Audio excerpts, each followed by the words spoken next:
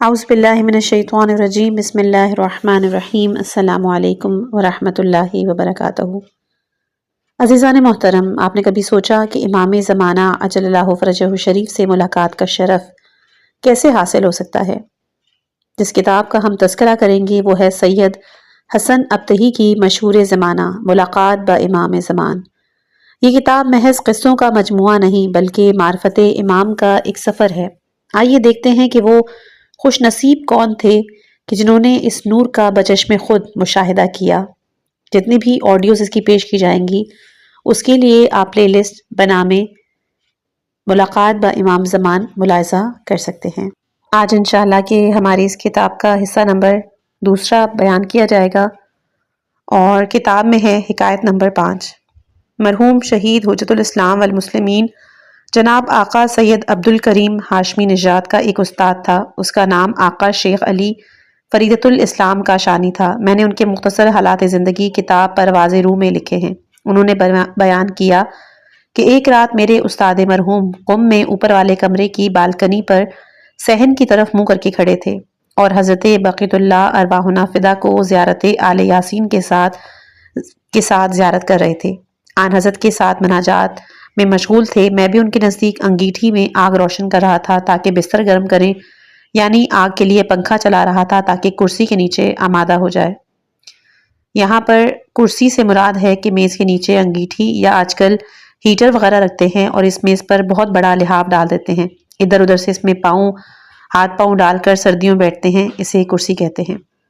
اچانک میں نے دیکھا کہ استاد محترم لرزے اور توجہ زیادہ ہوئی، ان کا گریہ زیادہ ہوا۔ میں نے اپنا سر اٹھایا تاکہ دیکھوں کیا بات ہے۔ نہایت تعجب کے ساتھ دیکھا کہ حضرت بقیت اللہ علیہ السلام زمین و آسمان کے درمیان میرے استاد کے سامنے کھڑے ہیں اور ان کے ساتھ مسکرا رہے ہیں، اور میں رات کی تاریکی کے باوجود امام ولی عصر علیہ السلام کی تمام خصوصیات، شکل و صورت، رنگ، لباس کو بھی دیکھتا۔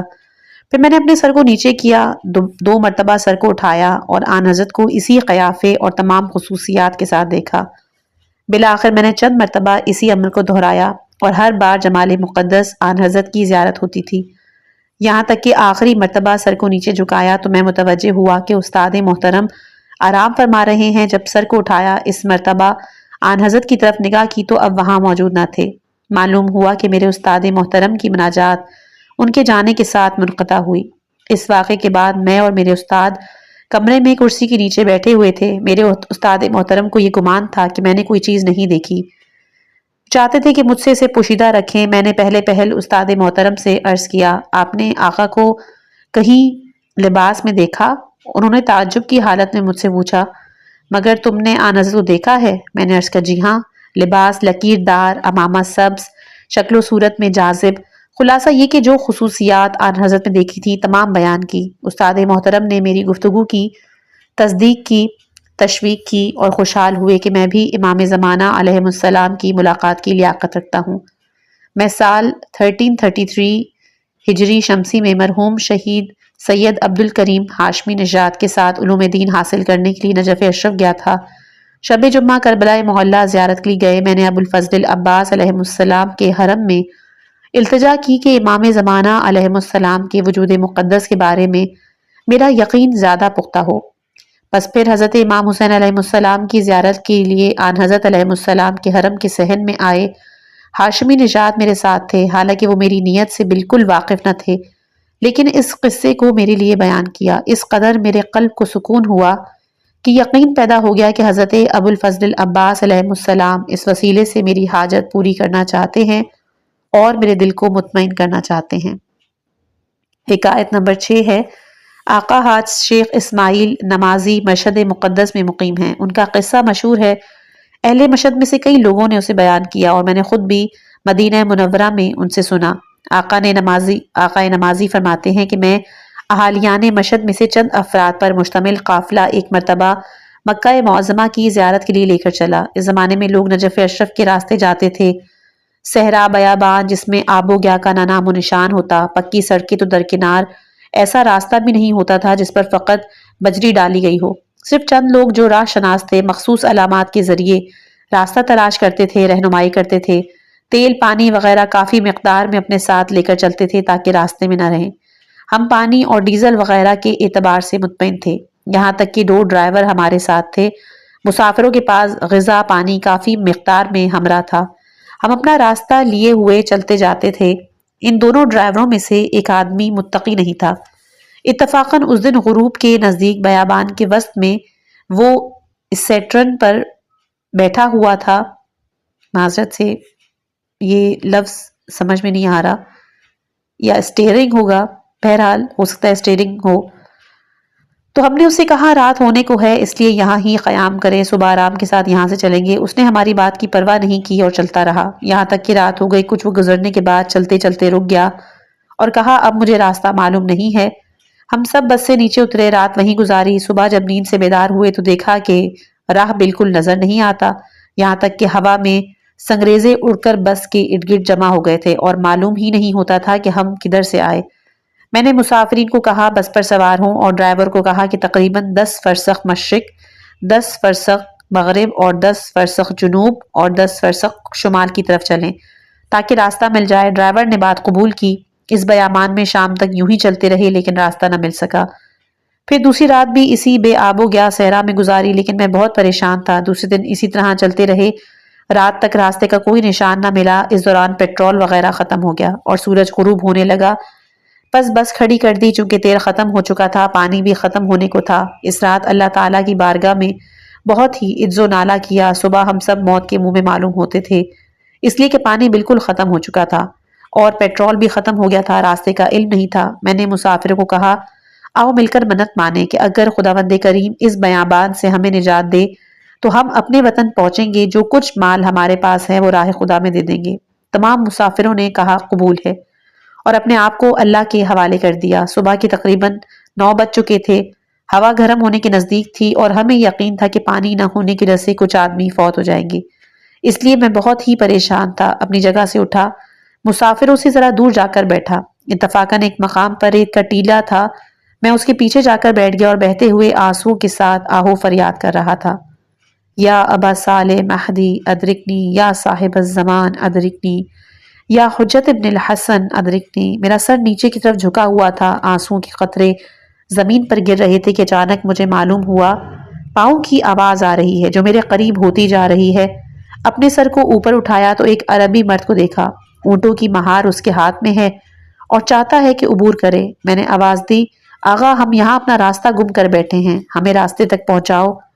اس نے اونٹوں کو بٹھایا اور میرے قریب آ کر سلام کیا۔ میں نے سلام کا جواب دیا، میرا نام پکار کر کہا پریشان نہ ہو، آؤ میں آپ کو راستہ بتلاتا ہوں۔ دیکھو اس طرف سے آپ جائیں گے، 2 پہاڑوں کے پاس پہنچو گے، جب ان دونوں پہاڑوں کے درمیان سے گزریں دائیں طرف سیدھے چلتے جائیں، غروب آفتاب کے وقت آپ راستے پر پہنچ جائیں گے۔ میں نے کہا پھر بھی امکان ہے شاید ہم راستہ گم کر بیٹھیں۔ میں نے قرآن مقدس کو جیب سے نکالا، کہا آپ کو اس قرآن پاک کی قسم دیتا ہوں ہمیں آپ خود ساتھ چل کر راستے تک پہنچائیں۔ ابھی میں متوجہ نہیں تھا اس نے اپنے اونٹوں کو بٹھایا ہے، وہ اس طرح بیان کر رہا ہے۔ تقریباً 10 گھنٹے کا سفر سڑک تک معلوم ہوتا تھا، اس لیے میں نے بہت زیادہ اصرار کیا اور اسے قسم دی۔ اس نے کہا بہت اچھے، تمام سوار ہو جائیں، اور جو ڈرائیور زیادہ پرہیزگار تھا اسے کہا کہ آپ اسٹیئرنگ پر بیٹھیں۔ وہ خود بھی اس کے پہلو میں بیٹھ گیا اور میں بھی اس کے پہلو میں بیٹھا، یعنی بس میں اگلی طرف 3 سیٹیں تھیں، ایک سیٹ ڈرائیور کی تھی، یعنی باقی سیٹوں پر ہم دونوں بیٹھے۔ اب ہم اس قدر خوشحال تھے یا ہمارے ذہن میں اس قدر فکر تھا کہ ہم میں سے کوئی بھی، یہاں تک کہ ڈرائیور بھی، اس طرف متوجہ نہیں ہوا کہ بس میں تیل نہیں ہے، چونکہ تیل تو گزشتہ رات کو ختم ہو گیا تھا۔ 1-2 گھنٹے راستہ طے کیا تھا کہ ڈرائیور کو کہا بس کو روکو، نماز ظہر کا وقت ہو گیا ہے، نماز پڑھیں پھر چلیں گے۔ تمام نیچے اترے، نزدیک ہی پانی کا چشمہ تھا، سب نے وضو کیا، ہم نے بھی وضو کیا۔ وہ ایک طرف نماز پڑھنے میں مشغول ہو گئے اور مجھے کہا کہ آپ مسافروں کے ساتھ مل کے نماز پڑھیں۔ ہماری نماز جب ختم ہوئی، ہاتھ منہ دھویا تو اس نے کہا سوار ہو جائیں، اس لیے کہ ہمارے لیے ابھی سفر بہت درپیش ہے۔ تمام سوار ہوئے، جیسا کہ پہلے اس نے کہا تھا، 2 پہاڑوں کے پاس پہنچے، وہیں سے عبور کیا اور اس کے بعد فرمایا دائیں طرف چلو۔ سورج غروب ہونے کے قریب تھا، ہم اصلی راستے پر پہنچے۔ راستے میں ہمارے ساتھ فارسی میں گفتگو کرتا رہا، مشہد مقدس کے علماؤں کے بارے میں مجھ سے دریافت کرتا رہا، ان میں سے بعض علماء کی تعریف کرتا اور فرماتا تھا کہ فلاں آئندہ خوب کردار کا مالک ہوگا۔ میں نے راستے میں اس سے کہا کہ ہم نے منت مانی ہے کہ اگر ہم اس بیابان سے نجات حاصل کریں تو وطن پہنچ کر اپنا اپنا تمام مال اللہ تعالیٰ کی راہ میں دیں گے۔ فرمایا اس منت کو پورا کرنا لازمی نہیں۔ آخر کار جب ہم سڑک پر پہنچے تو تمام خوشی کے ساتھ نیچے اترے۔ میں نے مسافرین کو اکٹھا کیا اور کہا جو کچھ آپ کے پاس ہے مجھے دے تاکہ اس عربی مرد کو دیں، اس لیے کہ اس نے بہت ہی زحمت اٹھائی، اپنے اونٹوں کو بیابان میں بٹھایا ہے، ہمارے ساتھ آیا۔ اچانک مسافرین خواب غفلت سے بیدار ہوئے کہا واقعاً یہ مرد کون ہے اور کیسے واپس جائے گا؟ اس نے کہا بیابان میں اس نے اونٹ کس کے سپرد کیے ہیں؟ تیسرے نے کہا کہ ہمارے بس میں پیٹرول نہیں تھا، یہ تمام راستہ صبح سے غروب تک کیسے چلتی رہی؟ خلاصہ یہ کہ ہم سب پریشان حالت میں اس عربی مرد کے پیچھے دوڑے لیکن اس کو نہ دیکھا، وہ غائب ہو چکا تھا۔ اس وقت ہم سمجھے کہ ایک دن حضرت امام آخر الزماں علیہ السلام کی خدمت میں رہے لیکن انہیں پہچان نہ سکے۔ حکایت نمبر 7۔ میرے والد مرحوم آقائے حاج سید رضا ابتہی رضوان اللہ تعالی علیہ نے میرے لیے بیان فرمایا کہ مشہد مقدس میں دعائے نطبہ پڑھنے کی رسم اس وجہ سے ہوئی، علت یہ تھی کہ اصفہان کے تاجروں میں ایک قابل وثوق تاجر نے بیان کیا کہ میں نے اپنے گھر میں ایک بڑا کمرہ امام بارگاہ کے طور پر مختص کیا ہوا تھا، اکثر اس میں مجلس عزا ہوتی رہتی تھی۔ ایک رات میں نے عالم خواب میں دیکھا کہ میں اپنے گھر سے نکلا ہوں اور بازار کی طرف جا رہا ہوں، لیکن اصفہان کے علماء میں سے چند عالم دین میرے گھر کی طرف آ رہے ہیں۔ جب میرے نزدیک پہنچے تو فرمایا اے فلاں آپ کہاں جا رہے ہیں؟ مگر آپ کو معلوم نہیں کہ آپ کے گھر میں مجلس ہے؟ میں نے کہا میرے گھر میں مجلس نہیں ہے۔ انہوں نے کہا کیوں، آپ کے گھر میں مجلس ہے اور ہم بھی وہاں ہی جا رہے ہیں اور حضرت بقیت اللہ علیہ السلام وہاں تشریف فرما ہے۔ میں نے دیکھا کہ کچھ علماء اس مختص کمرے میں تشریف فرما ہے اور مجلس میں حضرت بقیت اللہ علیہ السلام تشریف فرما ہے۔ جب آن حضرت کی شکل و صورت کو غور سے دیکھا تو ایسے معلوم ہوا کہ شاید ان کو کسی جگہ دیکھا ہے، اس لیے ان سے سوال کیا میرے آقا میں نے آپ کو کہاں دیکھا؟ فرمایا اسی سال مکے میں مسجد الحرام میں آدھی رات کے وقت جب تو میرے پاس آیا اور اپنا لباس میرے پاس رکھا تھا اور میں نے تجھے کہا تھا کہ مفاتیح الجناح کو اپنے لباس کے نیچے رکھو۔ اصفہانی تاجر نے کہا بالکل اسی طرح تھا۔ ایک رات کو مکہ معظمہ میں نیند بالکل آنکھوں سے جا چکی تھی، میں نے اپنے آپ کو کہا بہتر ہے مسجد الحرام کی زیارت کروں اور رات وہاں ہی بسر کر دوں۔ شب عبادت میں گزاری، میں مسجد الحرام میں داخل ہوا، ادھر ادھر نگاہ کی، کوئی ایسا آدمی ہو جس کے پاس اپنا لباس رکھوں اور خود جا کر وضو کروں۔ میں نے دیکھا آغا جان ایک گوشے میں بیٹھے ہیں، ان کی خدمت میں حاضر ہوا اور اپنا لباس ان کے نزدیک رکھا۔ میں چاہتا تھا کہ مفاتیح الجناح کو لباس کے اوپر رکھوں، انہوں نے کہا مفاتیح کو اپنے لباس کے نیچے رکھو۔ بہرحال میں نے عالم خواب میں اپنے آغا سے سوال کیا حضور آپ ظہور کب کریں گے؟ انہوں نے فرمایا بہت قریب ہے، ہمارے شیعوں کو کہو کہ دعائے ندبہ کو جمعے کے دن پڑھا کریں۔ حکایت نمبر 8۔ اس واقعے کو میں نے کتاب مصلح غیبی میں نقل کیا، لیکن ایک نادرست فکر کے اثر میں جو اس وقت میرے ذہن میں تھا، یعنی میرا اعتقاد تھا کہ اگر انسان پر کوئی اللہ تعالیٰ کا فضل ہو تو اسے بیان نہ کرے، اسی لیے ایک سید ناشناس کے نام سے لکھا، لیکن اس وقت معلوم ہوا ہے کہ اللہ تعالیٰ کا فرمان ہے کہ وَأَمَّا بِنِعْمَةِ رَبِّكَ فَحَدِّثْ، اپنے پروردگار کی نعمتوں کا ذکر کرتے رہو۔ اس بنا پر صریحاً کہتا ہوں کہ وہ سید میں خود ہوں اور واقعہ اس طرح ہے۔ حصول علم کے دور میں قم مقدسہ میں جب کوئی طالب علم شادی کرتا تھا تو اس کے بعد مدرسے میں نہیں رہتا تھا بلکہ کوئی مکان کرائے پر لیتا تاکہ اس میں زندگی بسر کرے۔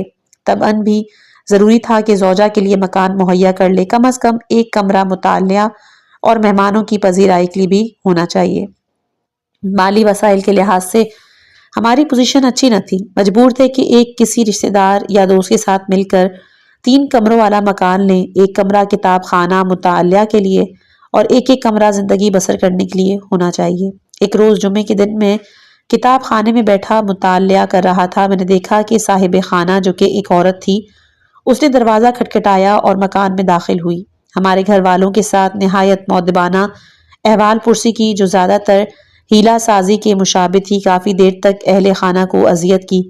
میرا دل شکستہ ہو گیا، اسی وقت اٹھا اور قم مقدس سے پیدل اپنے دوست کے ہمراہ مسجد جمکران گیا تاکہ حضرت بقیت اللہ ارواحنا فدا کی بارگاہ میں سوال کروں۔ سورج غروب ہونے کے قریب تھا، ہم ابھی مسجد میں دعا کر رہے تھے، اچانک مجھ پر ایک ایسی حالت طاری ہوئی جو میں بیان نہیں کر سکتا۔ ایسی حالت میں حضرت بقیت اللہ علیہ السلام نے مجھے فرمایا آپ گھر جائیں گے تو آپ کی پذیرائی والے کمرے میں وہ شخص بیٹھا ہے جو آپ کے لیے مکان خریدے، اس وقت وہ آپ کے انتظار میں ہے۔ میں نے یہی بات اپنے دوست کو بتائی اور اکٹھے قم کی طرف چل پڑے، سیدھے مکان کی طرف آئے۔ مکان کا دروازہ کھولا، دیکھا پذیرائی والے کمرے میں چراغ روشن ہے۔ سوال کیا کیا کوئی مہمان ہے؟ اہل خانہ نے جواب دیا جی ہاں، فلاں شخص ہے، وہ شخص تہران کا رہنے والا ہمارا ایک دوست تھا، جب قم میں آتا تھا ہمارے ہاں قیام فرماتا تھا، اور اس وقت وہ اتنا مالدار نہیں تھا کہ ہمارے لیے اپنے جیب سے مکان خرید لے۔ بہرحال کمرے میں داخل ہوئے، دسترخوان بچھایا، جب شام کا کھانا کھانے میں مشغول ہوئے، ہمارے مہمان نے کہا میں نے سنا ہے قم میں مقبرے بناتے ہیں اور فروخت کرتے ہیں، میں بھی اسی لیے آج آیا ہوں کہ اپنے ایک رشتہ دار کے لیے قبرستان میں ایک مقبرہ خریدوں۔ میں نے کہا کوئی حرج نہیں، اور باقی اس موضوع کے متعلق خاموشی اختیار کی۔ لیکن میں اس رات حضرت بقیت اللہ علیہ السلام کی بارگاہ میں متوسل ہوا اور عرض کی معلوم ہوتا ہے کہ ہماری زندگی ختم ہو گئی ہے، کہ یہ مقبرہ خریدنے کا ارادہ رکھتا ہے، چونکہ ہم اس کے دوست ہیں اس لیے وہ حتماً ہمیں اس میں دفن کرے گا۔ صبح جب مہمان کے لیے ناشتہ لے کر آئے تو دیکھا کہ اس کی رائے تبدیل ہو چکی ہے اور کہتا ہے کہ انسان جہاں بھی دفن ہو اس کے عمل اچھے ہونے چاہیے تاکہ عالم برزخ راحت کے ساتھ گزرے، خواہ قبر پر کوئی عمارت ہو یا نہ ہو، یعنی مقبرہ ہو یا نہ ہو۔ ہم نے بھی کوئی بات نہ کہی بغیر اس کے کہ ہم اسے واقعہ بیان کریں۔ خود اس نے مزید بیان کیا کہ آپ اس مکان میں تنگ زندگی بسر کر رہے ہیں، میں نے خیال کیا ہے کہ قم میں ایک مکان خریدو جس کے کم از کم 4 کمرے ہونے چاہیے، 2 کمرے آپ کے لیے اور 2 کمرے اپنے لیے، تاکہ جب بھی میں خود یا میرے دوست قم مقدس تشریف لائیں ان میں آرام کریں۔ میں نے اسے کہا آپ مکان خریدیں لیکن ہم اس میں نہیں رہیں گے۔ مہمان کو اس طرح جواب دینے کا مقصد یہ تھا کہ عام طور پر تہران کے بعض لوگ قم میں مکان خریدتے تھے اور حقیقت میں جب کسی طالب علم کے سپرد کرتے تو اس سے عملی طور پر یہ توقع رکھتے تھے کہ ان کی پذیرائی کرتا رہے، چونکہ صاحب منزل اور اس کے دوست یہ امید رکھتے تھے کہ جب بھی دن یا رات کو وہ دروازہ کھٹکھٹائیں وہ طالب علم ان کو خوش آمدید کہے، استقبال کرے، اور اس طرح ہفتے کے 7 دنوں میں آمد و رفت ہر روز جاری رہتی تھی۔ بہرحال ہمارے مہمان نے ہمیں کہا کہ ہم اس کے لیے مکان خریدیں، اور اس نے کہا جس وقت اچھا مکان مل جائے آپ تہران میں مجھے اطلاع دیں تاکہ میں آؤں۔ یہ کہہ کر وہ تہران چلا گیا۔ اس واقعے کے گزرنے کے بعد میں چند روز بہت پریشان تھا، چونکہ میرے خیال کے مطابق مجھے مکان کا وعدہ دیا گیا تھا، اور اب پہلے مقبرے کا ذکر ہوا، پھر ذکر ہوا کہ مکان خرید کر صرف اس کے حوالے کیا جائے گا، صرف بعنوان سرائے داری، مکان کسی دوسرے کا ہوگا۔ اس بنا پر حضرت بقیت اللہ سے سخت شکوہ تھا، یہاں تک کہ رات کو خواب میں ایک شخص کو دیکھا جس نے تاجروں کا لباس پہنا ہوا ہے، ابا شانے پر اور سر پر کچھ سامان رکھا ہوا میرے ساتھ ملاقات کی، کہا آؤ چلے ایک مکان دیکھو، اگر آپ کو پسند آ جائے تو آپ کے لیے خرید لیں گے۔ ہم اس کے ساتھ گئے، ایک مکان دیکھا، اس کے 6 کمرے تھے، اس میں سے ایک دیوار تھوڑی سی ٹوٹی ہوئی تھی۔ مجھے وہ مکان پسند آیا۔ اس نے وہ مکان ہمارے مہمان کی طرف سے، جس کا پہلے ابھی ذکر ہو چکا ہے، ہمارے لیے خریدا۔ میں جب خواب سے بیدار ہوا تو اپنے دوست سے بیان کیا، اس نے تعبیر بیان کی کہ انشاءاللہ ہمیں مکان ضرور ملے گا۔ اس جگہ دن تہران سے اس مہمان کی طرف خط آیا، فلاں شخص نے فلاں جگہ ایک مکان دیکھا ہے، آپ جائیں اسے پسند کریں، اگر آپ کو پسند آ جائے تو اسے کہیں کہ مجھے اطلاع دے تاکہ میں قم آ کر اسے خریدوں۔ ہم اس ایڈریس پہ گئے جس شخص کا تبادلہ ذکر کیا تھا، دیکھ کر نہایت تعجب، اس لیے کہ وہی آدمی تھا جسے میں نے رات کو عالم خواب میں دیکھا، یہاں تک کہ وہی سامان سر پر، ابا شانے پر۔ میں نے اپنے دوست کو کہا کہ اگر مکان بھی وہی ہو جو میں نے خواب میں دیکھا ہے تو ہمارے لیے مکان خریدا جائے گا۔ جس وقت اس آدمی کے ساتھ تعارف ہوا تو وہ ہمیں مکان دکھانے کے لیے لے گیا۔ تعجب ہوا کہ وہی مکان 6 کمروں والا ہے، ایک دیوار تھوڑی سی شکستہ ہے، لیکن صاحب مکان نے قیمت زیادہ لگائی اور ہمیں بھی واپس لوٹا دیا۔ جو آدمی ہمیں ساتھ لے کر دیکھانے آیا تھا اس نے کہا یہ مکان اتنی قیمت کا نہیں ہے جتنی اس نے مانگی ہے، میں آپ کے لیے کوئی اور مکان تلاش کروں؟ میں نے اپنے دوست کو کہا کہ یہی مکان ہم خریدیں گے اور ہمیں ملے گا، لیکن یہ کس طرح ہماری ملکیت میں آئے گا اس کے متعلق خداوند عادل ہی بہتر جانتا ہے۔ دوسرے دن صبح اس مکان کا مالک حضرت بی بی معصومہ سلام اللہ علیہا کے حرم کے صحن میں مجھے ملا اور کہا میں صبح سے آپ کے پیچھے پھر رہا ہوں، میرے اہل خانہ نے خواب دیکھا کہ ہم نے آپ کو کیوں روکا ہے، مکان آپ کو کیوں نہیں دیا؟ خلاصہ اگر آپ کی خواہش ہو تو جتنی قیمت بھی آپ دینے پر آمادہ ہوں میں مکان آپ کے حوالے کر دوں گا۔ میں نے اسے کہا کہ وہ شخص میرے لیے نہیں خریدنا چاہتا بلکہ ایک محترم شخص تہران میں رہتا ہے، اس کے لیے لینا ہے، چونکہ وہ ہمارا بھی دوست ہے۔ اس لیے اس نے کہا تھا کہ آپ مکان کو پسند کریں، جو آپ پسند کریں گی وہی مکان میں خریدوں گا۔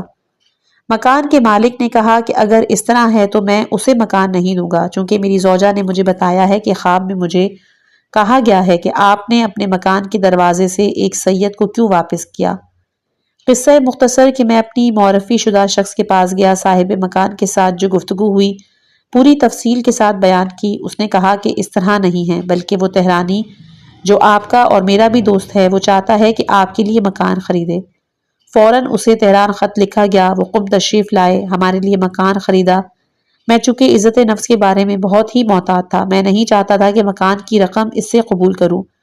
اس نے مجھے کہا آپ یقین کریں کہ اس مکان کی قیمت میں ادا نہیں کر رہا، بلکہ وہ آدمی ہے کہ جس نے یہ رقم دی ہے، آپ اسے نہیں جانتے اور وہ بھی آپ کو نہیں جانتا، اس لیے آپ پر کسی کا احسان نہیں، آپ کسی کا احسان سمجھیں، صرف امام زمانہ علیہ السلام کا شکریہ ادا کریں۔ جب میں دوبارہ شکریہ ادا کرنے کے لیے مسجد جمکران میں حاضر ہوا تو پھر بھی میری کی طرح ایک فوق العادہ حالت طاری ہوئی۔ میں نے اپنے آغا سے سوال کیا کہ فلاں شخص کے وسیلے سے پہلی رات کو ہی مکان کیوں نہیں خریدا گیا، یعنی پہلے مقبرے کا نام لیا گیا، پھر ایک دوسرے آدمی کے لیے منزل خریدنے کا کہا گیا، پھر 2 ماہ سرگرداں رہنے کے بعد اپنا وعدہ آپ نے پورا کیا اور ہمیں مکان عنایت کیا۔ آغا جان نے کہا اگر پہلے ہی تمہیں مل جاتا تو اس کی قدر و قیمت آپ کے دل میں نہ ہوتی اور بہت ہی زیادہ خوشحال ہو جاتے۔ حکایت نمبر 9 ہے۔ سال ہجری 1361 شمسی، جو کہ ایران میں علماء اور ایرانی انقلابیوں کے قتل ہونے کا سال منسوب ہوا تھا، کافی حد تک ایران میں ہرج و مرج، بدامنی، خوف و ہراس موجود تھا۔ میں منافقین کی دھمکیوں اور دفاعی وسیلہ نہ ہونے کی وجہ سے پریشان تھا، نیز ایسے محلے میں سکون کہ جس میں بد امنی ہی تھی۔ 3 دن متواتر 3 دن رات عجیب قسم کا خوف و ہراس مجھ پر مسلط تھا۔ جتنی بھی اپنے آپ کو تلقین کی خدا پر توکل کر کے اپنی ذات کو اس وحشت سے نجات دلاؤں، لیکن ممکن نہ ہوا۔ آخرکار تیسرے دن شب جمعہ تھی، اس رات کو وحشت میں شدت پیدا ہوئی، اس قدر خوف و ہراس ایجاد ہوا کہ اول عمر سے اس رات تک اتنا خوف طاری نہ ہوا تھا۔ نیند آنکھوں سے اڑ چکی تھی، مگر میں کسی طرح بھی نہیں چاہتا تھا کہ میری اس حالت سے کوئی آگاہ ہو۔ میرے اہل خانہ بھی میرے دل کی کیفیت سے بے خبر تھے۔ ٹیلی فون کا رابطہ قطع کیا ہوا تھا، اس لیے کہ کہیں دشمن فون کر کے ڈرائے نہ دھمکائے، اگر کسی نے تہدید کی تو خوف اور زیادہ ہو جائے گا۔ بہرحال چند منٹ کے لیے ٹیلی فون کا رابطہ قائم کیا، اس خیال سے کہ فون کروں، قبل اس کے کہ میں فون کرتا فون کی گھنٹی بجی۔ جب ریسیور اٹھایا تو آواز جانی پہچانی تھی، کہیں دور سے ٹیلی فون آیا تھا۔ میں نے پوچھا آپ کون؟ اس نے کہا میں خادمی ہوں۔ میں متوجہ ہوا کہ حجت الاسلام جناب آقا شیخ محمد خادمی شیرازی ہیں۔ میں نے کہا قربان جاؤں، آپ نے کہاں سے فون کیا؟ انہوں نے کہا مسجد جمکران سے۔ میں اس وقت تک نہیں جانتا تھا۔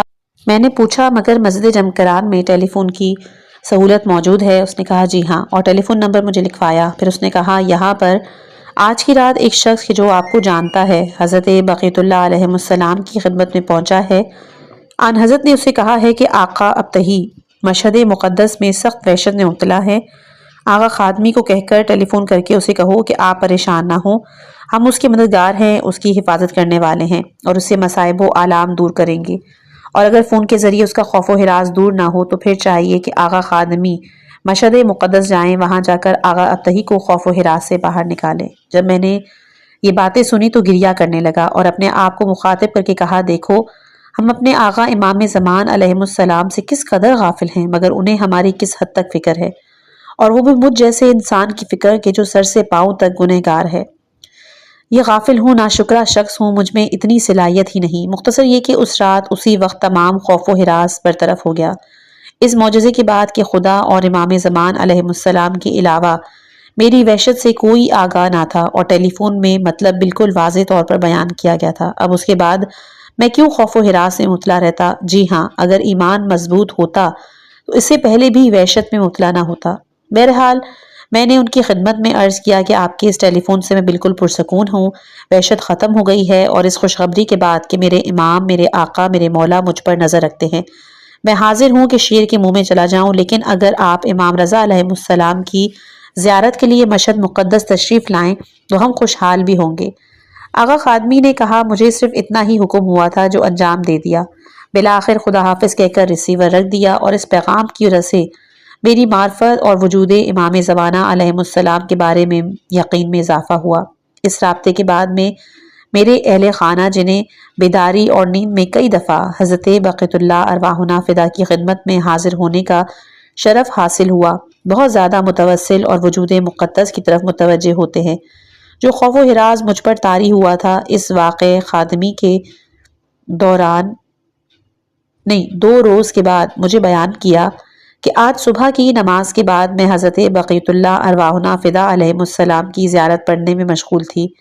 اچانک میں نے دیکھا کہ چند افراد جو میری نظر میں بہت طاقتور تھے آپ پر حملہ کرنے کا ارادہ رکھتے ہیں، لیکن حضرت امام ولی عصر علیہ السلام نے اپنی مٹھی کو محکم بند کر کے آپ کو اپنے پیچھے کھڑا کر کے آپ کے مخالفوں کو للکارا، ان کو فرماتے ہیں، اگر تم میں حملہ کرنے کی بہت ہے تو آؤ اس پر حملہ کرو، پھر دیکھنا تمہارا کیا حشر ہوتا ہے۔ منافقین ابتدا میں تو امام علیہ السلام کے مقابلے میں اٹھ کھڑے ہوئے اور اس طاقتور کو اس نے اپنے پیچھے کھڑا کیا اور اس کی حمایت بھی کرتے رہے، اچانک کمزور ہو گئے اور آہستہ آہستہ ختم ہو گئے۔ البتہ اس واقعے کو دیکھنے کی صورت ظاہر بظاہر تھی کہ جو اہل خانہ نے دیکھا، لیکن اس کے اطمینان اور وحشت دور کرنے کے لیے بہت مفید تھا۔ حکایت نمبر 10۔ مرحوم حجت الاسلام، عالم، عارف، متقی جناب آقائے سید محمد مشیر کمالات نفسانی اور علوم غربیہ مثل علم جفر، رمل کیمیا کے مالک تھے۔ مشہد مقدس میں قیام پذیر تھے۔ سال 1332 ہجری شمسی میں مجھے نقل کیا کہ ایک دن میں علم جفر کے ذریعے متوجہ ہوا کہ اس وقت حضرت بقیت اللہ ارواحنا فدا حضرت امام رضا علیہ السلام کے حرم مطہر کے صحن میں تشریف فرما ہے۔ فوراً چلا اور حرم مطہر میں پہنچا، ہر وسیلے سے کوشش کی، معلوم کیا کہ جو 3 افراد سامنے بیٹھے ہیں ان میں سے ایک شخص حضرت امام ولی عصر علیہ السلام ہیں۔ میں انتظار میں تھا کہ وہ زیارت پڑھیں، پھر اپنی عقیدت خلوص ان کی بارگاہ میں پیش کروں۔ جس وقت تک وہ حضرات اکٹھے تھے میں اپنے دل میں سوچ رہا تھا کہ ان میں سے کون سی ذات حضرت امام ولی عصر علیہ السلام ہیں۔ اچانک ایک شخص کی طرف میری توجہ زیادہ ہو گئی اور یقین پیدا کیا کہ وہی حضرت ولی عصر علیہ السلام ہیں۔ 2 شخص اکٹھے چلتے ہوئے حضرت امام رضا علیہ السلام کے سر مطہر کے اوپر کی طرف گئے، اور وہ ایک شخص کے جو میرے خیال کے مطابق حضرت بقیت اللہ علیہ السلام تھے، اسی طرف حضرت امام رضا علیہ السلام کے روئے مبارک کے سامنے بیٹھے تھے اور خوشحال نظر آتے تھے۔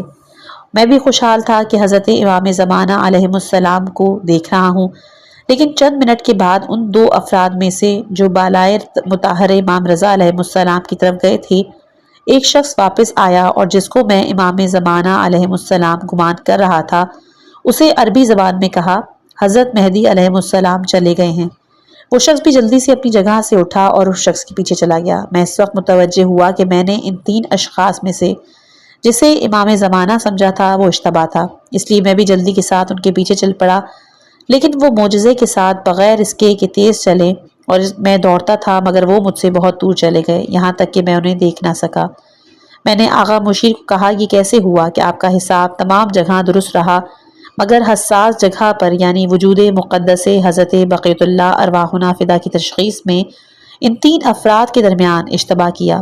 فرمایا، تمام جگہوں پر اختیار ہمارے ہاتھ میں نہیں، اس موقع پر آن حضرت نے تصرف ولایت فرمایا ہے تاکہ میں اشتباہ سے دوچار ہو جاؤں اور یہ بات جان لوں کہ حضرت بقیت اللہ ارواحنا فدا کی خدمت میں حاضر ہونے کے لیے علم رمل جفر اور تمام ایسے وسائل کافی نہیں، بلکہ تسیہ نفس ہونا چاہیے اور اپنے آپ کو آمادہ کرنا چاہیے تاکہ ان کی بارگاہ میں حاضر ہونے کی لیاقت پیدا ہو۔ مرحوم آغا مشیر کشف کرنے میں بہت قوی تھے۔ اس زمانے میں بجلی اور گھڑی وغیرہ نہ تھی۔ دوست جس وقت بھی ان کو رات کو نصف شب بیدار کرتے، سوال کرتے کہ کیا ٹائم ہے، بغیر گھڑی دیکھے صحیح وقت بتاتے اور پھر سو جاتے۔ میں نے خود اس طرح کئی دفعہ آزمایا۔ مشہد مقدس کے اطراف میں ایک باغ میں چند اولیاء خدا کی دعوت تھی۔ مرحوم حاج ملا آقا جان زنجانی کہ ان کے حالات کتاب پر واضح روح میں لکھتے ہیں، نماز پڑھ رہے تھے۔ آغا مشیر نے اچانک اپنی جگہ سے حرکت کی اور مرحوم حاج ملا آقا جان کی اقتدا کی۔ نماز کے بعد ہم نے ان سے پوچھا کہ آپ کو کیا ہوا، اتنی جلدی سے ان کی اقتدا کی؟ فرمایا میں نے دیکھا کہ وہ حضرت امام ولی عصر علیہ السلام کی اقتدا کر رہا ہے تو میں نے بھی اس کی اقتدا کی۔ حقیقت میں حضرت امام زمان علیہ السلام کی اقتدا کی تھی۔ حکایت نمبر 11۔ اس واقعے کو کہ جو والد مرحوم کے ساتھ مربوط ہے کتاب پر واضح روح میں درج ہے، لیکن اس کتاب میں بھی لکھ رہا ہوں تاکہ ان کی یاد اس میں بھی موجود رہے۔ امید ہے قارئین کرام اللہ تعالیٰ سے ان کے لیے رحمت بھی طلب کریں گے۔ میرے والد مرحوم آقای حاج سید رضا ابتہی نے اس واقعے کو کئی مرتبہ نقل کیا۔ میں نے اور ان کے دوستوں نے اسے کئی بار سنا تھا۔ وہ فرماتے تھے کہ میں 15 سالہ نوجوان تھا کہ والد بزرگوار کا سایہ سر سے اٹھ گیا۔ ایک مجھ سے بڑی بہن تھی جو شادی شدہ تھی، مشہد کے اطراف میں ایک سر جگہ بنامے مایون بالا تھی، وہاں رہتی تھی۔ مشہد مقدس کا موسم گرم تھا، آب و ہوا گرم ہو گئی تھی۔ ہم نے ارادہ کیا کہ مایون بالا جائیں۔ اس زمانے میں آمد و رفت کے لیے بس وغیرہ نہیں تھی۔ 3 گدھے کرائے پر لیے، ایک پر والدہ معظمہ کو، دوسرے پر چھوٹی بہن کو سوار کیا، تیسرے پر سامان وغیرہ رکھا اور اگر کسی وقت میں خود تھک جاتا تو سوار ہو جاتا۔ ان گدھوں کا مالک بہت بے ادب تھا، وہ بھی پیدل ہمراہ تھا۔ تقریباً 3 کلومیٹر ابھی مایون بالا کی نہر دور تھی کہ وہ ایک آدمی کے ساتھ گفتگو کرنے لگا اور ہم مایون بالا کی طرف چلتے رہے۔ اس نے دور سے آواز دی کہ مایون کی طرف، نیچے کی طرف آؤ۔ ہم نے اس کی پرواہ نہ کی اور اپنے راستے پر چلتے رہے، اس لیے کہ ہم نے اسے کہا تھا کہ ہم نے مایون بالا جانا ہے۔ جب مایون کی پہلی نہر کے پاس پہنچے تو ابھی مایون بالا تقریباً 3 کلومیٹر باقی تھا۔ درختوں کے جھنڈ کے نیچے نہر میں راستہ تھا۔ ابھی وہاں تک ہم پہنچے تھے کہ اس نے بہت زحمت کے ساتھ اپنے آپ کو ہم تک پہنچایا اور گدھوں کو آگے سے پکڑ لیا، ہمیں نیچے اتار دیا۔ رات کی تاریکی چھا رہی تھی۔ اس نے گدھوں کو ایک طرف باندھ دیا اور کہا کہ اسی جگہ باقی کرایہ ادا کرو اور آگے پیدل چل کر جاؤ۔ میری ماں نے جس قدر منت سماجت کی کہ ہم کو مایون بالا پہنچاؤ، جتنی رقم مزید کہو گیا ہم ادا کریں گے، لیکن وہ نہ مانا۔ شاید وہ یہ چاہتا تھا کہ رات کی تاریکی چھا جائے، چونکہ ایک عورت، ایک جوان لڑکی ہمراہ تھی، جنابت کا مرتکب ہو۔ یہ میری ماں بھی اس بات کو سمجھ چکی تھی، اس لیے بہت زیادہ پریشان تھی۔ تاریکی چھا چکی تھی، درختوں کے جھنڈ کے نیچے آنکھ کو آنکھ نظر نہیں آتی تھی۔ میری ماں اس قدر مضطرب کہ مجھے اور میری بہن کو وہ ڈنڈے مارتی اور فرماتی تھی، مگر تم سید نہیں ہو، اپنے جد امجد کو کیوں نہیں پکارتے؟ ہم گریہ بھی کر رہے تھے، فریاد کرتے تھے، یا جدہ۔ اچانک نہر کے نیچے کی طرف سے ایک سید بلند قد و قامت والے نمودار ہوئے۔ اس تاریکی میں ان کی تمام خصوصیات، رنگ و لباس بھی دیکھ رہے تھے۔ مجھے یاد آتا ہے کہ سبز امامہ تھا، قبا لمبی سی زیبتن کی ہوئی تھی۔ ہم سے سوال کیے بغیر اس جوان کی طرف منہ کر کے کہا، بے ادب، بے حیا، تو نے ذریت پیغمبر صلی اللہ علیہ وآلہ وسلم کو اس نہر میں مضطرب اور سرگردان کیا ہے۔ حالانکہ وہ آغا ظاہری طور پر ہم میں سادات کی کوئی علامت نہیں دیکھ رہا تھا، ہمیں جانتا بھی نہیں تھا، بظاہر ہم میں سادات کی کوئی نشانی بھی نہ تھی۔ اس کے بعد معلوم ہوا کہ وہ بے ادب نوجوان مایون میں کسی کی پرواہ نہیں کرتا تھا اور تمام لوگوں کو اذیت پہنچاتا تھا۔ اس نے کوئی لفظ کہے بغیر فرار اختیار کیا۔ آغا سید نے بھی اس کا پیچھا کیا اور اسے پکڑ لیا۔ حکم دیا، جاؤ اپنے گدھوں کو لاؤ، انہیں سوار کر کے منزل مقصود پر پہنچاؤ۔ اس نے اطاعت کی اور خاموشی اختیار کی۔ میری ماں نے کہا کہ آغا جان اگر آپ چلے گئے تو یہ پھر ہمیں اذیت کرے گا۔ انہوں نے کہا، آپ کی منزل مقصود تک میں آپ کے ساتھ ہوں۔ آغا جان سارے راستے میں ہمارے ساتھ رہے اور ہم اس بات سے غافل تھے کہ رات ہے۔ ہم دن کی طرح اپنا راستہ دیکھ رہے تھے۔ ہماری بہن کا مکان ایسی جگہ پر تھا جہاں نزدیک کوئی درخت یا مکان نہیں تھے، ارد گرد خالی جگہ تھی۔ جس وقت آغا جان ہمیں منزل مقصود پر پہنچا چکے، ہم سے پوچھا کہ پہنچ گئے؟ ہم نے کہا جی ہاں آغا جان، ہم آپ کے بہت شکر گزار ہیں۔ تب میری ماں کو یقین ہو گیا تھا کہ وہ آغا جان حضرت بقیۃ اللہ علیہ السلام ہیں۔ میری ماں نے کہا آغا جان کو گھر میں تشریف لانے کی دعوت دیں تاکہ آرام فرمائیں۔ میں نے عرض کیا آغا جان نہیں ہیں، رات تاریک ہے۔ بہت فریاد کی آغا جان مگر کوئی جواب نہ ملا۔ اس کے بعد ہمیں یاد آیا کہ نہر میں اس رات کی تاریکی کے باوجود کس طرح انہیں تمام خصوصیات کے ساتھ دیکھی، وہ کس طرح سیادت ذریت پیغمبر اکرم صلی اللہ علیہ وآلہ وسلم ہونے سے آگاہ ہوئے۔ ہمارے واقعے سے کس طرح آگاہی حاصل کی، کیوں ہمیں فوراً چھوڑ دیا، ان کے کوئی اثر اور علامت باقی نہیں ہے۔ میرے والد بزرگوار کا اس قصے کو نقل کرنے کا غالباً مقصد یہ تھا کہ اپنے لیے سید ہونے کا ثبوت مہیا کرے، اسی لیے کہ آغا جان نے اس نوجوان کو فرمایا، اے بے اصل انسان، تو نے ذریت پیغمبر کو نہر میں مسترب اور سرگرداں کیا ہے۔ میرے ماں باپ کو یقین ہو گیا تھا کہ وہ آغا جان حضرت بقیت اللہ ارواحنا فدا تھے۔ حکایت نمبر 12۔ مرحوم حجت الاسلام والمسلمین آقا تقی زرگری اہل بیت رسول خدا کے دوستوں میں سے تھے، اور میں نے ان کے حالات تفصیل کے ساتھ کتاب پر واضح روح میں لکھے ہیں۔ وہ کہتے تھے ماہ مبارک رمضان کی 16ویں شب نصف رات کا ٹائم تھا، 1398 ہجری قمری کی بات ہے۔ بآواز گریہ و مناجات کرتے ہوئے مرحوم حاج مرزا تقی زرگری نیند سے بیدار ہوئے۔ عجیب قسم کی خوشبو سے کمرہ معطر تھا۔ میں نے پوچھا کیا ہوا؟ اس نے کہا تمہیں علم نہیں کیا بات تھی؟ حضرت بقیت اللہ روح اللہ فدا تشریف فرما تھے، کافی مدت تک میں ان کی خدمت میں حاضر تھا، اب وہ تشریف لے گئے، میں ان کی جدائی کی وجہ سے ناراحت اور بے قرار ہوں۔ میں نے کہا پس آپ نے مجھے کیوں نہیں بیدار کیا؟ اس نے کہا کہ آغا جان نے فرمایا تھا کہ اسے نہ جگاؤ، آرام کرنے دو۔ میں نے پوچھا کوئی گفتگو ہوئی؟ اس نے کہا میں نے کئی سوال کیے، انہوں نے جوابات عنایت کیے، لیکن میں تمام سوالات آپ کو نہیں بتا سکتا۔ میں نے عرض کی جتنی مقدار آپ بتا سکتے ہیں ارشاد فرمائیں۔ اس نے فرمایا کہ ملک کی حالت کے بارے میں پوچھا تو آغا جان نے کہا کہ شاہ چلا جائے گا، اس کی حکومت ختم ہو جائے گی اور خوشی نزدیک ہے۔ یہ اس وقت کی بات ہے کہ جب لوگ فکر بھی نہیں کرتے تھے کہ اس قسم کی شاہ کی حکومت سرنگوں ہو جائے گی۔ میں نے پوچھا کہ آپ نے اپنی بیماری سے شفا کے بارے میں آقا جان سے درخواست نہیں کی؟ اس نے کہا کہ میں دنیا سے جانے والا ہوں، فقط چند ماہ کی دیر ہے۔ پھر اس نے خود ہی اپنی گفتگو کو جاری رکھا، کہا کہ میں نے حضرت بقیت اللہ علیہ السلام سے پوچھا کہ آپ کی خدمت میں پہنچنے کی کیا طریقہ ہے؟ آغا جان نے فرمایا کہ میں ہمیشہ آپ کے ساتھ ہوں، جس وقت آپ کی خواہش ہو آپ مجھے دیکھ سکتے ہیں۔ بہرحال وہ رات گزری۔ اس رات کے بعد مرحوم حاج مرزا تقی رحمت اللہ علیہ کی حالت غالباً دگرگوں ہی رہی۔ جب ہم حوزہ علمیہ قم پڑھتے تھے تو یہ واقعہ فضلاء اور اہل علم میں مشہور تھا، اور میں نے دوسرے طریقے سے بھی اس کی تائید دریافت کی۔ کتاب پرواز روح میں اس تائید کی طرف ایک بہت ہی اشارہ بھی ہے۔ یہ واقعہ ہے کہ قم سے مسجد جمکران کی طرف سابقہ راستہ حضرت علی ابن جعفر علیہ السلام کی مرقد کی طرف سے جاتا تھا۔ شہر سے باہر چکی تھی، اس کے اطراف میں چند درخت موجود تھے، نسبتاً جگہ صاف تھی۔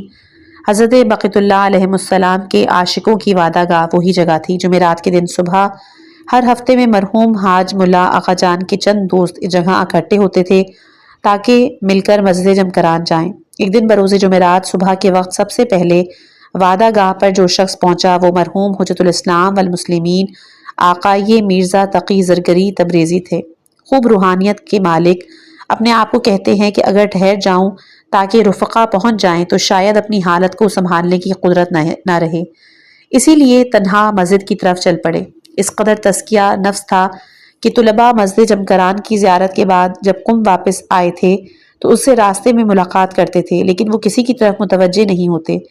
اس کے رفقا جب چکی کے قریب پہنچے تو انہوں نے خیال کیا کہ ابھی تک آقائے مرزا تقی نہیں آئے کہ جو طلباء مسجد جمکران واپس آ رہے تھے ان سے پوچھتے ہیں کہ کیا آپ نے مرزا تقی کو دیکھا؟ تمام جواب میں کہتے ہیں کیوں نہیں دیکھا، وہ ایک سید کے ہمراہ مسجد جمکران کی طرف جا رہے تھے اور اس قدر گفتگو میں منہمک تھے کہ ہماری طرف توجہ ہی نہیں کی۔ آقا مرزا تقی کے رفقا مسجد جمکران کی طرف چل رہے تھے۔ جب مسجد میں داخل ہوئے دیکھتے ہیں کہ مرزا محراب کے سامنے بے ہوش گرے پڑے ہیں۔ ان کو ہوش میں لائے اور پوچھا کہ آپ کیوں بے ہوش گر پڑے؟ تو سید بزرگوار تمہارے ساتھ تھے، وہ کدھر گئے؟ تو آقا مرزا تقی کہتے ہیں کہ میں جب چکی کے نزدیک پہنچا دیکھا خوشحال ہوں، تنہا مسجد کی طرف چل پڑا۔ کوئی شخص ہمراہ نہ تھا، لیکن حضرت بقیت اللہ ارواحن العالمین کے ساتھ گفتگو میں مشغول تھا، ان کے ساتھ مناجات میں مصروف تھا۔ جب محراب کے سامنے پہنچا ہوں تو ان اشعار کو پڑھتا رہا اور آنسو بہاتا رہا۔ یہ اشعار فارسی میں ہیں، آپ چاہیں تو اس کی اسکرین شاٹ نکال کر اس کا ترجمہ کروا سکتے ہیں۔ بہرحال لمبی آڈیو ہو جائے گی اس لیے میں اس چیز کو ترجمہ نہیں کر رہی۔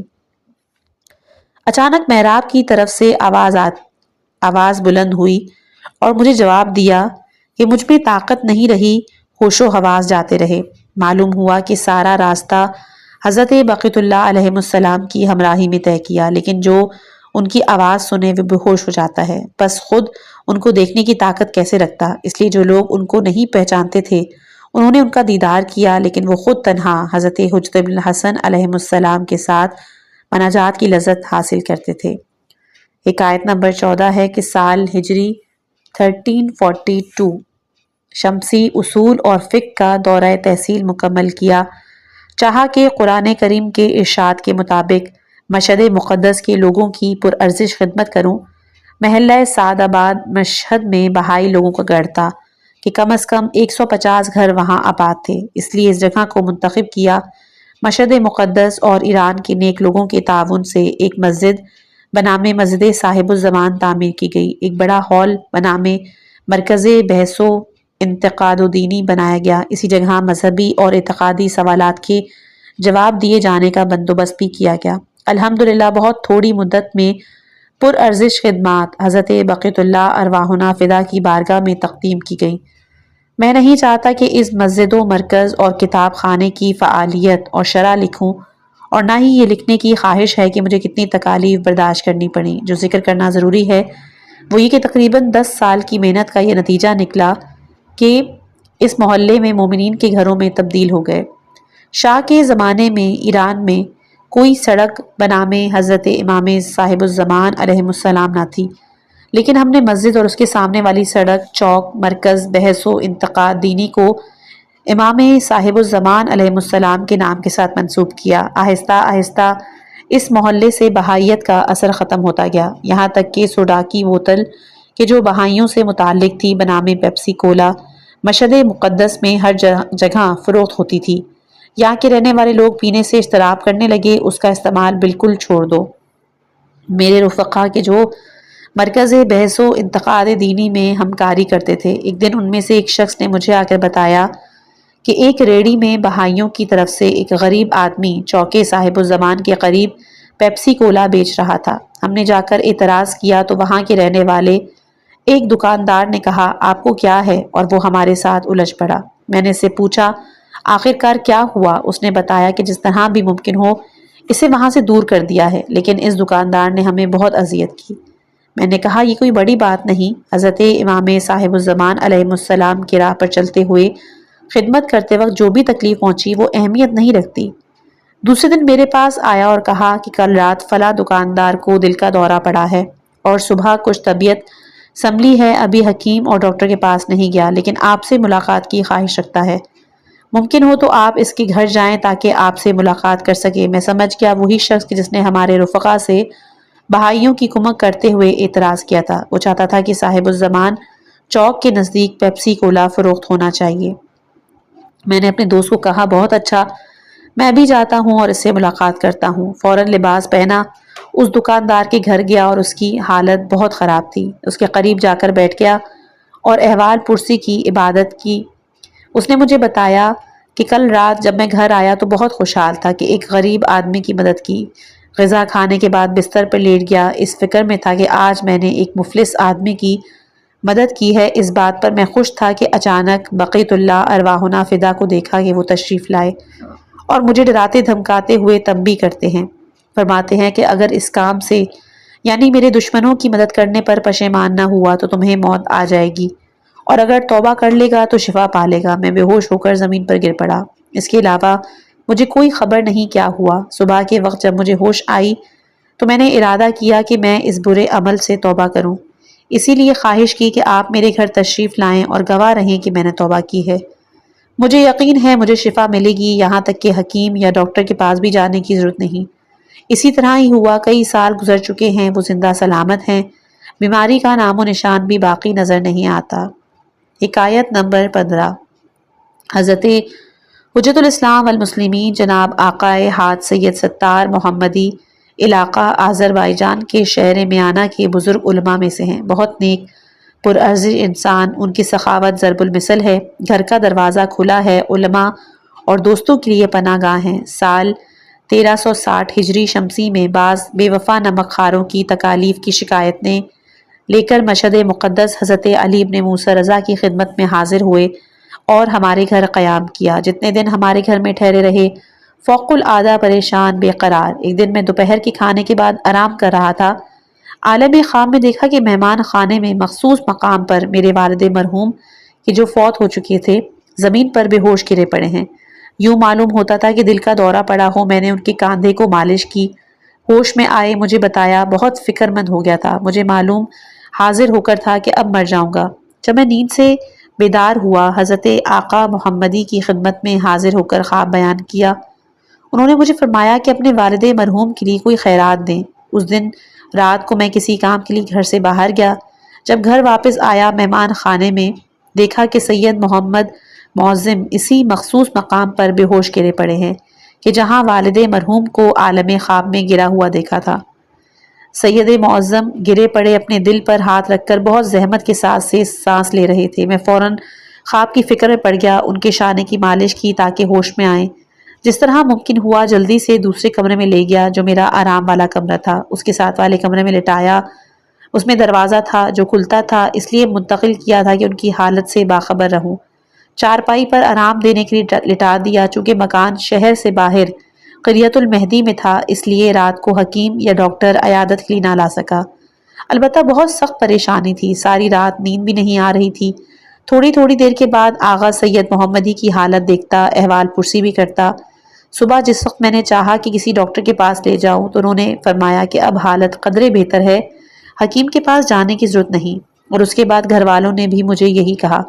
اس دن آقائے سید محمدی ساتھ والے کمرے میں آرام کر رہے تھے۔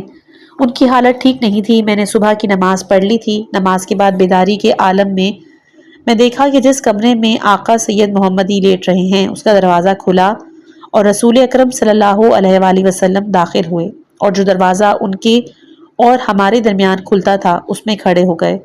حضرت علی علیہ السلام ان کی داہنی طرف کھڑے تھے، فاطمۃ الزہرا سلام اللہ علیہا بائیں طرف، اور باقی سارے ائمہ اور حضرت بقیۃ اللہ عجل اللہ تعالی فرجہ شریف ان کے پیچھے۔ میں نے پہلے خیال کیا کہ چونکہ یہ سید عالم متقی ہیں، دنیا سے جانے والے ہیں، اس لیے چہاردہ معصومین ان کے پاس ہیں۔ اس بنا پر اپنے دل میں خیال کیا کہ میں انہیں کیوں دیکھوں، فقط مرنے والا ہی ان کا دیدار کرے۔ لیکن بعد میں دیکھا کہ حضرت رسول خدا صلی اللہ علیہ وآلہ وسلم نے انہیں بغل میں لیا اور اظہار محبت کرنے لگے۔